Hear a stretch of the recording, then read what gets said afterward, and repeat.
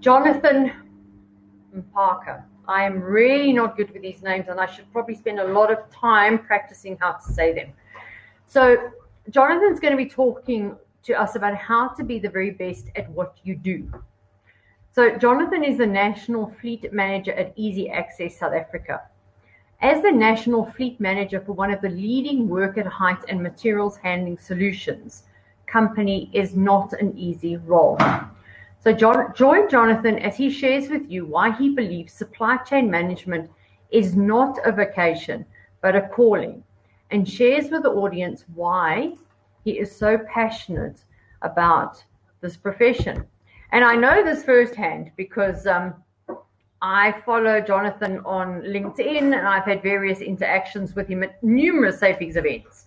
And he attends them regularly and frequently, and he really is an ambassador for the profession. So there was some talk backstage about falling off a bus now, so I'm not sure what that's all about. I didn't hear the rest of it, but I'm sure he's going to share that with you now. So Jonathan, welcome, and the stage is all yours. Thank you so much, Tanya. What an excellent introduction. So I hope everyone can see my screen and the presentation is up. Yep.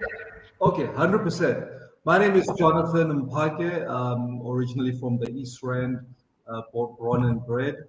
I'm a little bit nervous, so please bear with me. I felt like I'm looking at the other presenters, like I'm the least of the presenters, but I'm gonna try to do my best, try to inspire and share my life journey, and hopefully it will be a benefit to anyone out there.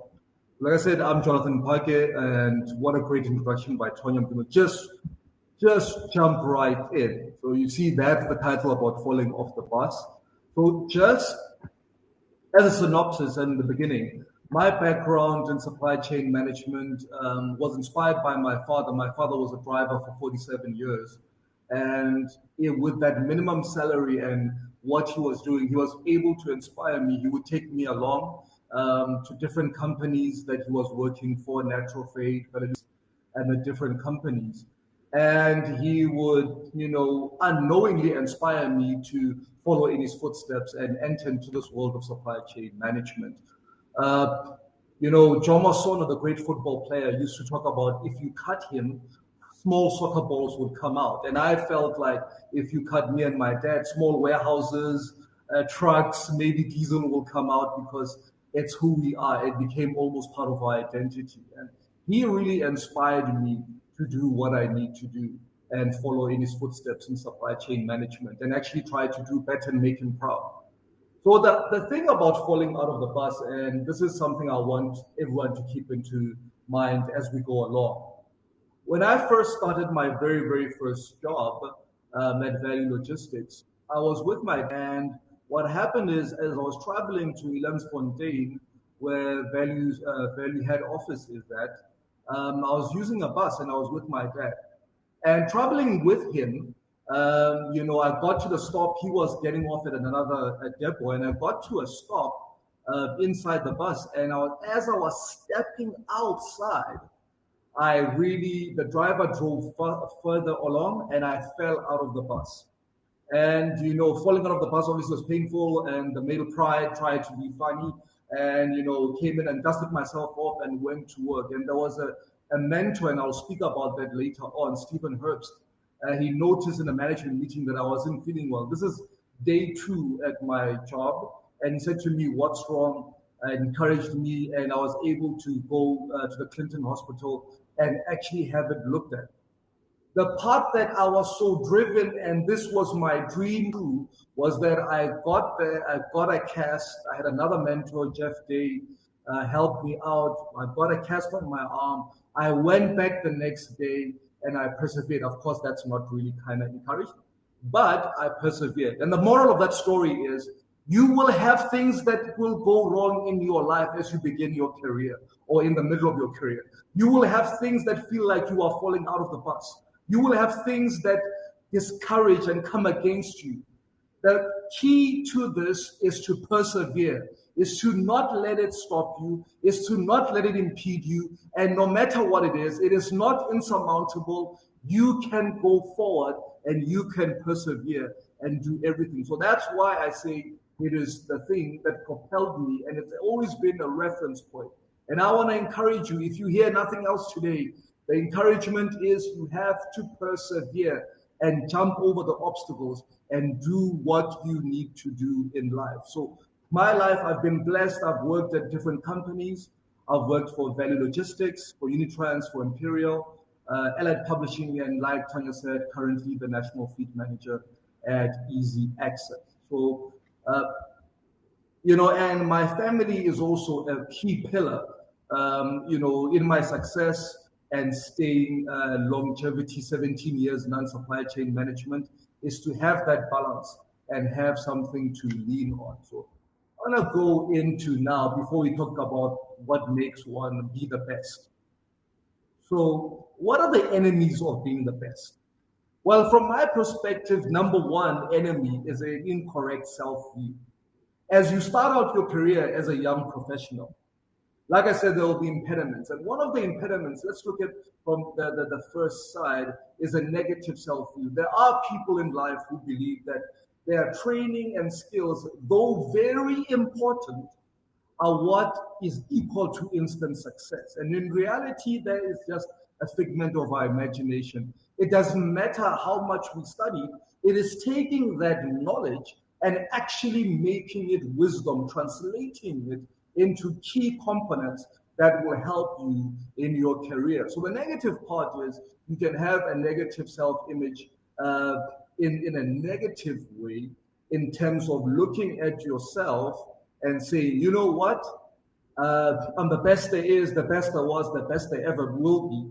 There is truth in being positive, but there's also truth in being realistic. I remember there was a guy, I used to work companies, and this guy had a bachelor's degree or a BTech degree in IT, but he could not attach an email or use Excel. He had the training, but the training did not translate into him having the ability to use it.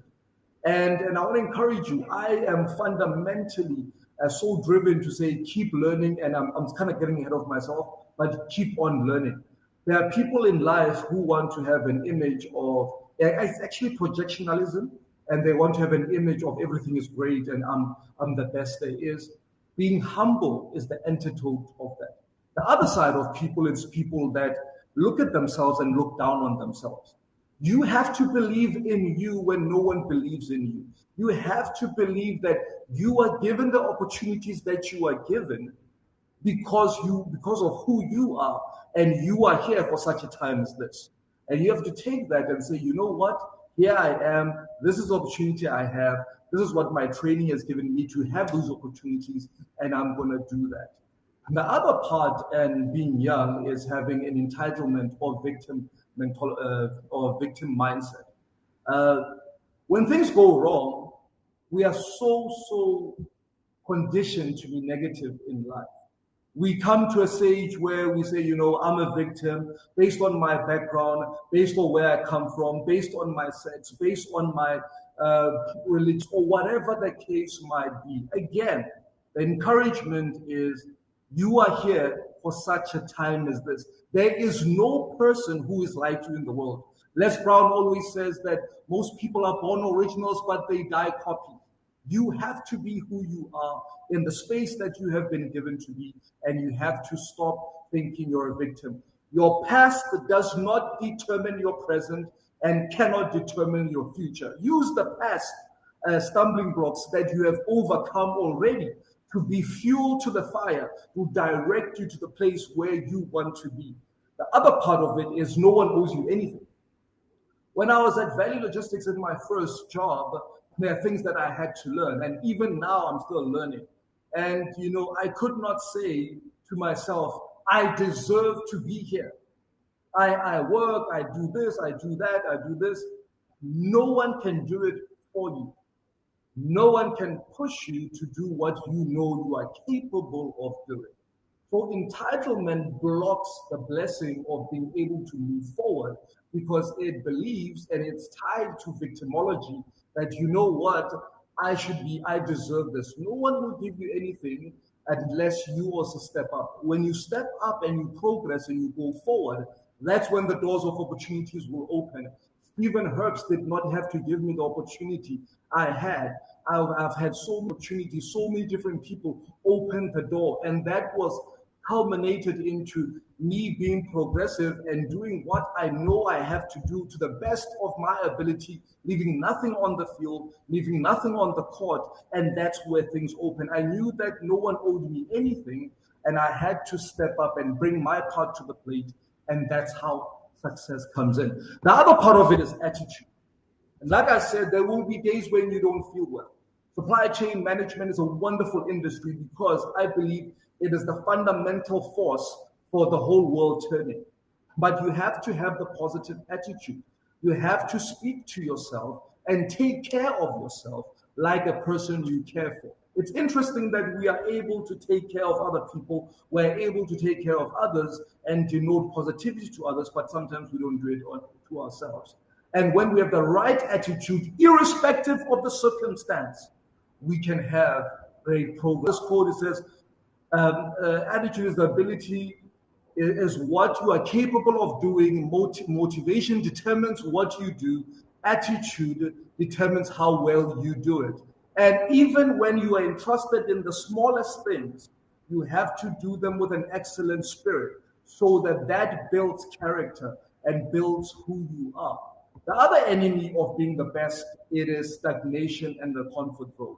One of the speakers spoke about applying and doing greater things and always pushing yourself. And I absolutely believe that. Apply for that next position. Never allow yourself to be stagnant. Never stay in the box where you feel so comfortable doing what you are doing now without having the attitude and the vision for yourself to want to grow and go forward. Stagnation kills more careers than other things because people get into a career, they know how to do it, they never challenge themselves, and they stay in this comfort zone. But you see what the problem is? You can be a big fish in a small pond. And if you do not challenge yourself and want to grow, you will stay in that particular environment. So as you chart the course of your career, I really want to fundamentally encourage you. Do not let the comfort zone seem like the safe zone because the comfort zone limits growth. And the thing that takes out most people, and I've had failures. Look, any one of the presenters here, most of them, like I said, I can guarantee you 10 times smarter than me. They've had different things in life. But the thing that I used to do, which was wrong, is to have an incorrect view of failure. There'll be things that I'm so sure will work out. There are things that I'm so sure that I've planned and I overplan. I plan, I chart, I have all my stats, I have all my implementation plans, and sometimes it does not go right. What do you do when it doesn't go right? How do you react when it doesn't go right? How do you do when people rub failure in your face? Do you get knocked out? Do you stay down? Or do you rise up? I think it's this evening or tomorrow morning, boxing enthusiasts will know that Deontay Wilder and Tyson Fury, the WBC, I believe it is, World Heavyweight Champion, they are fighting. And in all boxing, whether it's Muhammad Ali or whatever, there's always trash talk. Be careful of the trash talk you speak to yourself when you have failed. Say, well, I failed, I've fallen. Why did I fail? How could I make it better? How do I learn from this so that failure becomes an event and not an identity? When you fail, you are going to fail. You're going to fall at some stage. You're going to fall short. The people who are the very best, the people that strive, the people that inspire me in supply chain management, the people I look up to, the people that course and had longevity, are the people who said, I failed, recognized the failure, and did not make the failure an identity, but an event. In the last match, Tyson Fury, the second match, I forget what it is, Tyson Fury was knocked out by Deontay Wilder. He fell on his backside, and I watched the documentary. He was completely out, knocked out. He couldn't come back. And something in him said, well, I'm on the canvas. I might as well get up. And no one believed that he could get up. That is what you're going to have to do, and we'll speak greater about that. So part of the current journey where I'm at right now, moving along quickly, is in supply chain and easy access. And the encouragement I want to tell you is, you know what, supply chain management is great, whether it's procurement, whether it's logistics, transport, distribution, all the different facets of supply chain management, is that the principles that we have and this great and fascinating world that we have, you are allowed to touch different things. I come from a traditional direct transport type of a mindset, and now I entered into this organization called Eazi Access, who's Africa's market leader in work at height and material handling solutions. So that means they provide machinery, or we provide machinery that helps people to work safely at height. We provide also machinery that works in different spheres, in different industry, whether it's mining, light industry, heavy industry, the commercial industry. We have all these machinery. So the challenge was taking this position is to apply supply chain management principles to a traditional company that was more predominantly focused on the building industry. The building industry crashed, and Eazi Access decided to diversify. Now, we rent out most of the machinery that we have. So you'll see our machinery almost everywhere. And the challenge was, how do you bring a predominantly FMCG style supply chain management principles to an organization that is renting out the machinery? And we engaged with several key stakeholders, Value Logistics and Imperial, and we decided to go the transport management solution view, and this is what it culminated into. So, not to dwell too much on this one, but I just want to give you an example of looking at things outside the box that really helped. As you see, if I go back to the previous slide, sorry, these machinery are quite heavy. They're different dimensions, different space dimensions, different constraints. And we decided, you know what, we're going to partner and have what's called the 3PL, 4PL model. Simply a 3PL model is a third-party logistics partner. The 4PL Imperial helps us in optimized routing and planning. So we have a set of plans, we have a set of deliveries and collections that we have to do. The other key interesting thing is, unlike in straight FMCG, our inventory is our machinery. So because of the statutory requirements that we have to give our customers quality machinery that will help them work at height, that will help them work in warehouses and in different applications. And we have to make sure it's safe because we sell safety.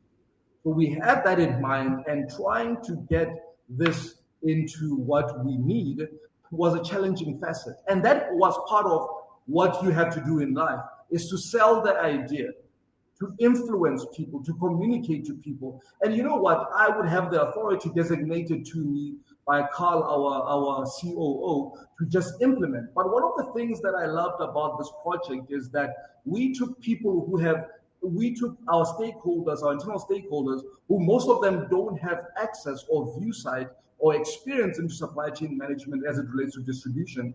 And we were able to amalgamate them and put them into a partnership with us to be able to create visibility in the supply chain. And the other part of it, you see that the second to last point is using those data that we've got to actually do continuous improvement. Now, a very key thing I will say, supply chain management in every facet will move into data management. Data is irrelevant if you do not use that data that you gather to be able to make informed decision. And very, very interesting, we were very happy. We won the Premier Logistics Achiever Award in 2019. And this award was important, it was great, but you know what I found even more greater? I found people like a very good partner of mine, Nico van Gerden from the Midrand branch, understanding supply chain principles, taking it upon himself to help us and actually execute. And the reason why I say all of that is this. You as a supply chain professional, you will meet different facets of people, finance, different types of people. You're going to have to develop the ability to communicate clearly in a language where they understand. And for us, supply chain people, we have our wonderful terminology, our wonderful jargon, but be cognizant, be aware that not everyone understands TMS and visibility and all of this, and OPSI systems and flow and all of these things, and 3PL. They might not understand it. Draw the picture for them. Get them to leverage their skills to help you achieve what you want to do. And you will create value in your organization where people say, you know what? I might not have believed in it, but I see it definitely works. And that's what I want to encourage you with. So why supply chain is a calling and not a vocation. Like I said to you, the supply chain management passion started with my dad and it's continued for all these years. And the passion for it is that if you really think about it, everything is supply chain management. Whether you want to get products from the harbor or take them inland or distribute them with road freight or train or whatever the application is, everything is supply chain management. Whether it is an absolutely fantastic project of delivering medicine with a drone in a very remote area, everything is supply chain management. So supply chain management assists everyone in the whole world to get to what they need. If you technically think about it, we're on a virtual platform. There's cable that is laid out. There is data that is moving. There's all types of things that's happening. That's all part of supply chain management. So you're in the industry that I passionately believe is the best industry to be in because you're exposed to all these different things and all these different areas, but it has to be in you. You have to believe it. You have to believe that this is the best place that I can, and I can denote value that will help the organization, that I can denote value that will help the whole world. We know this pandemic has ravaged and ripped through the whole world. Supply chain management was key to help us get back the vaccines, get medication, get goods into the places they need to be in. That supply chain, the whole world supply chain, depends on us as a profession looking at supply chain management not as a job, but it is my small way of making a difference that will impact the world. Listen, wherever you are right now, whatever position you're doing right now, don't take it for granted. You are doing a work that's part of a greater supply chain. You are doing something that helps the next person. I encourage you to stay there. One of the things that in supply chain management, I believe it is, that it will give you self-knowledge of who you are, and you have to reflect. Like I said, stagnation is a killer.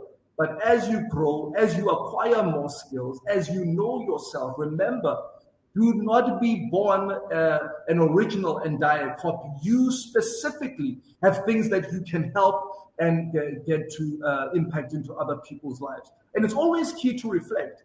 You might think, here, I'm taking a SWOT analysis of myself. Here is where my positive structures are. Here's what I really do good. For me to grow and stay in this industry and stay relevant, I'm going to have to add more skills. I'm going to have to learn different things. I'm going to have self-reflect and self-evaluate and say, here is where I am. Here is what is lacking. I'm going to add that because there will come a day when the opportunity will be open and I'll be better prepared to do that. Tim Rohn, one of my favorite speakers, said, learn to work harder on yourself than you do on your job. If you work hard on your job, you will make a living.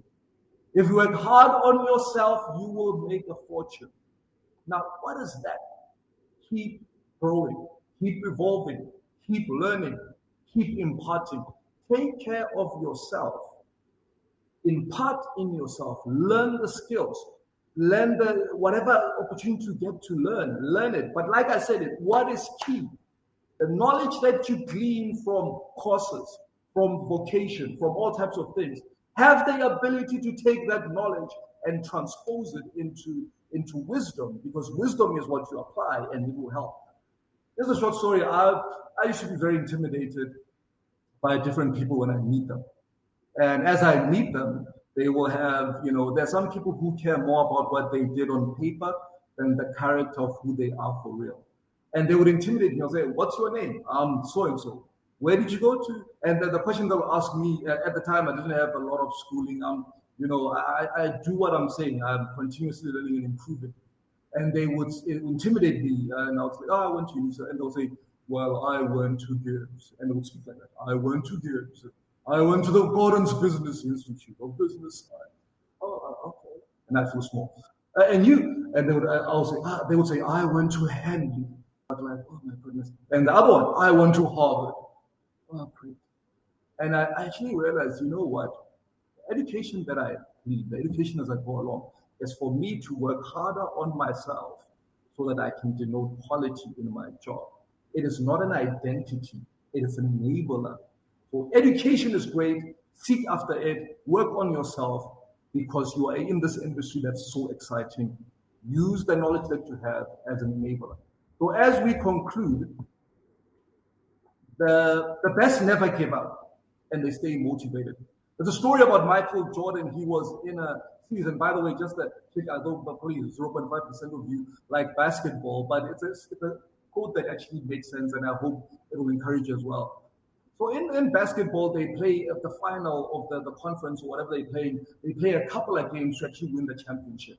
So there's one particular game where Michael Jordan, who was a legend of the game, considered to be one of the greatest basketball players of all time, he was sick with the flu. There's a picture of him. Scottie Pippen, his great partner, was holding him up. He was sick. He didn't have corona because they wouldn't have allowed him to be on the court. But he was sick. And as he was sick, he said, you know what, I have to turn it up.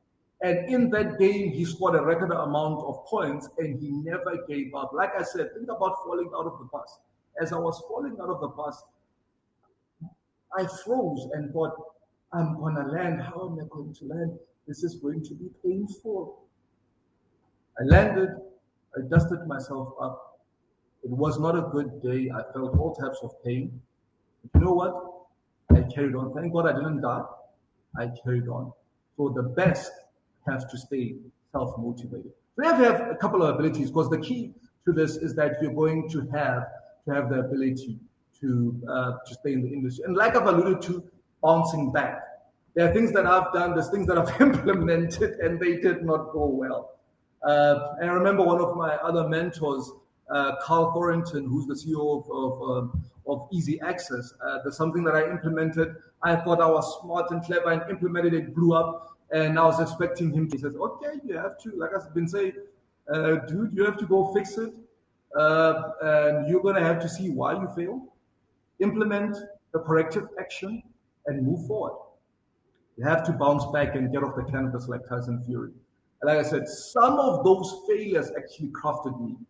When gold and diamonds are taken out of the ground, they are put under pressure. There is fire, there is pressure that is put upon them. And when they come out, they become the precious metal that we want. I'm telling you, there's things that I've blown it.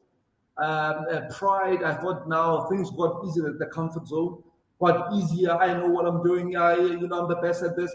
It exploded. But that was actually a lesson that helped me grow. So don't self-doubt yourself.